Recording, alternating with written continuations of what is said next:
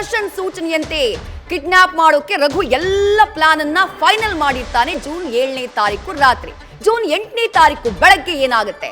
Challakere gate ಬಳಿ ಹೊಂಚು ಹಾಕಿ ಕಾಯ್ತಾ ಇತ್ತು ಮೂವರ ಗ್ಯಾಂಗ್.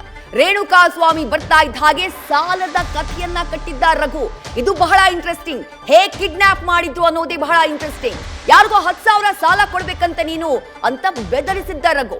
ಹಣ ಕೊಟ್ಟವರು ಕುಂಚಿಗನಾಳ್ ಬಳಿ ಇದ್ದಾರೆ ಅಂತ ಹೇಳಿ ಪುಸಲಾಯಿಸಿದ್ದ ರೇಣುಕಾ ಸ್ವಾಮಿಯನ್ನ ರಘು.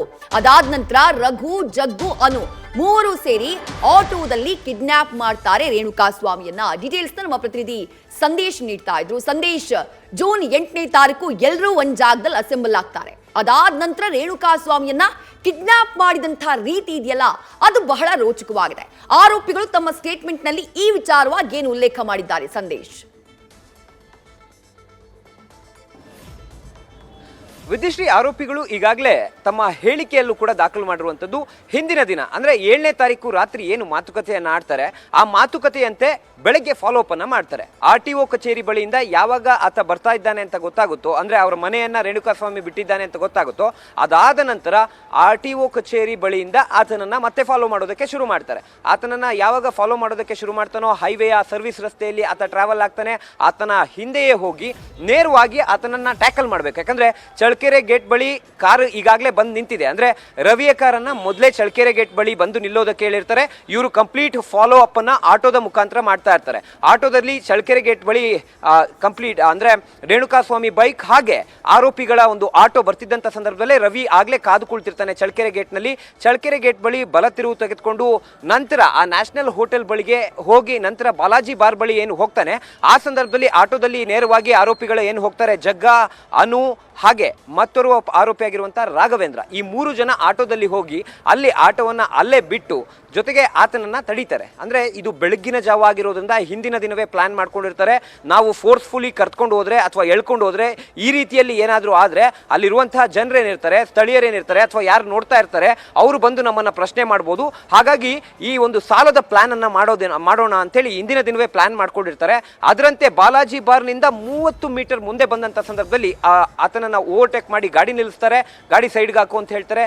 ಆದ್ರೂ ಕೂಡ ಆತ ಸೈಡ್ಗೆ ಹಾಕಲ್ಲ. ಆಗ ಆತನನ್ನ 10,000 ರೂಪಾಯಿ ಹಣ ಕೊಡಬೇಕು, ಯಾಕೆ ಕೊಡ್ತಾ ಇಲ್ಲ ಅಂತ ಪ್ರಶ್ನೆ ಮಾಡ್ತಾರೆ. ಆಗ ಯಾವ 10,000, ನನಗೇನು ವಿಚಾರ ಗೊತ್ತಿಲ್ಲ ಅನ್ನೋ ಮಾತನ್ನ ಸಾವನ್ನಪ್ಪಿರುವಂತ ರೇಣುಕಾಸ್ವಾಮಿ ಹೇಳ್ತಾರೆ. ಅಲ್ಲಿ ಕುಂಚಿಗನಾಳ್ ಪೆಟ್ರೋಲ್ ಬಂಕ್ ಬಳಿ ನಿನಗೆ ಸಾಲ ಕೊಟ್ಟವ್ರು ಇದ್ದಾರೆ, ಹಾಗಾಗಿ ನಿನ್ನನ್ನು ನಾವು ಕರ್ಕೊಂಡು ಹೋಗ್ಬೇಕು, ಯಾಕೆ ದುಡ್ಡು ಕೊಡ್ತಾ ಇಲ್ಲ ಅವ್ರಿಗೆ 10,000 ರೂಪಾಯಿ ದುಡ್ಡನ್ನ ಅಂತ ಕೇಳ್ತಾರೆ.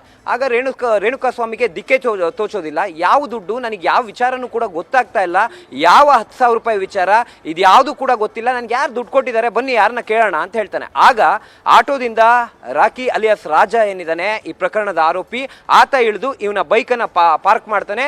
ಆಗ ಈತನನ್ನ ಹಿಂಬದಿ ಸೀಟಿಗೆ ಹತ್ತಿಸ್ಕೊಂಡು ನೇರವಾಗಿ ಆಟೋದಲ್ಲಿ ಟ್ರಾವೆಲ್ ಮಾಡ್ತಾರೆ. ಅಂದ್ರೆ ಅಲ್ಲಿಂದ ಒನ್ ವೇನಲ್ಲೇ ಆಟೋದಲ್ಲಿ ಟ್ರಾವೆಲ್ ಮಾಡಿ ಉಪಾಧ್ಯಾಯ ಹೋಟೆಲ್ ಬಳಿ ನಂತರ ಹೈವೇಗೆ ತೆಗೆದುಕೊಳ್ತಾರೆ. ಹೈವೇಗೆ ತೆಗೆದುಕೊಂಡು ಕುಂಚನಾಳ್ ಪೆಟ್ರೋಲ್ ಬಂಕ್ನ ಹಿಂದೆ ಅಂದ್ರೆ ಕೊಂಚ ಒಂದು 50ರಿಂದ 60 ಮೀಟರ್ ಹಿಂದೆ ಗಾಡಿಯನ್ನ ನಿಲ್ಲಿಸ್ಕೊಳ್ತಾರೆ. ಗಾಡಿಯನ್ನ ನಿಲ್ಲಿಸ್ಕೊಂಡು ಅಲ್ಲಿ ನಿಜವಾದ ವಿಚಾರವನ್ನ ಮಾತನಾಡೋದಕ್ಕೆ ಶುರು ಮಾಡ್ತಾರೆ. ಅಂದ್ರೆ ಅಲ್ಲಿವರೆಗೂ ಕೂಡ 10,000 ರೂಪಾಯಿ ಸಾಲದ ವಿಚಾರ ಮಾತನಾಡ್ತಿದ್ದವರು ಏಕಾಏಕಿ ಯಾಕೆ ದರ್ಶನ್ ಅವರ ಈ ರೀತಿ ಅವರಿಗೆ ಪರಿಚಯ ಇರುವಂತ ಪವಿತ್ರ ಗೌಡ ಅವ್ರಿಗೆ ನೀವು ಕರೆ ಮಾಡಿದ್ರಿ ಅಥವಾ ಮೆಸೇಜ್ ಮಾಡಿದೆ ಅಂತೇಳಿ ಪ್ರಶ್ನೆ ಮಾಡೋದಕ್ಕೆ ಶುರು ಮಾಡ್ತಾರೆ. ಆಗ ಆತ ಇಲ್ಲ, 500 ಫೋಟೋಸ್ಗಳು ನನ್ನ ಮೊಬೈಲ್ನಲ್ಲಿತ್ತು, ನಾರ್ಮಲ್ ಫೋಟೋಸ್ಗಳನ್ನ ಕಳಿಸಿದ್ದೀನಿ ಅಷ್ಟೇ, ಅದು ಬಿಟ್ಟು ಬೇರೆ ಏನೂ ಇಲ್ಲ ಅಂತ ಹೇಳ್ತಾನೆ. ಒಂದು ಅರ್ಧ ಗಂಟೆಗಳ ಕಾಲ ಯಾವುದೇ ರೀತಿಯ ಹಲ್ಲೆಯನ್ನ ಮಾಡೋದಿಲ್ಲ, ಏರು ಧ್ವನಿಯಲ್ಲೂ ಕೂಡ ಅವ್ರನ್ನ ಮಾತಾಡ್ಸೋದಿಲ್ಲ, ನಾರ್ಮಲ್ ಆಗಿ ವಿಷಯ ಸಂಗ್ರಹವನ್ನ ಮಾಡ್ತಾರೆ. ಅದಾದ ನಂತರ ಅಲ್ಲೇ ಕುಂಚಿಗನಾಳ್ ಪೆಟ್ರೋಲ್ ಬಂಕ್ನ ಬಳಿ ಕೆಳಗೆ ಇಳಿದು ರಾಘವೇಂದ್ರ ದರ್ಶನ್ ಅವರಿಗೆ ಕರೆ ಮಾಡ್ತಾರೆ. ದರ್ಶನ್ ಅವರಿಗೆ ಕರೆ ಮಾಡಿದ ನಂತರ ಕಂಪ್ಲೀಟ್ ಈ ಒಂದು ಕಿಡ್ನಾಪ್ ಸಿನಾರಿಯೋ ಕೂಡ ಆಗ್ತಾ ಹೋಗುತ್ತೆ. ವಿದ್ಯಶ್ರೀ, ನ್ಯೂಸ್ ಫಸ್ಟ್ ನಿರ್ಭೀತಿಯಿಂದ ನಿಮ್ಮ ಪರವಾಗಿ.